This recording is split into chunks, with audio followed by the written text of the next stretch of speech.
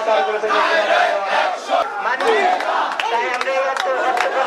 সরকারের প্রতি দাবি মেনে যদি এই দাবি মানতে দেরি করেন না মানেন তাহলে আমরা ভোলাবাসী এই খুনি শেখ হাসিনার পতনটা যাতে আমরা দেখতে পারি এবং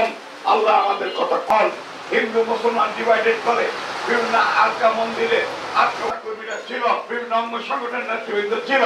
আমি আপনাদের কাছে অনুরোধ আমাদের দলকে সুসংগঠিত করতে হবে ঐক্যবদ্ধ করতে হবে আগামী দিন মাত্র শেষ করেছি খুনি হাসিনাকে বিদায় করতে বাধ্য হয়েছে বাংলাদেশে যারা শহীদ হয়েছেন যারা মৃত্যুবরণ করেছেন তাদেরকে আমরা সভাপতিত্ব করছেন সংগ্রামী সভাপতি রাজপথের লড়াকু সৈনিক আজকে প্রধান অতিথি হিসেবে উপস্থিত রয়েছেন ভোলা জেলার মানুষের নয়নমণি আলহাজ গোলাম নবী আলমগীর আমাদের মাঝে সংগ্রামী সাধারণ সম্পাদক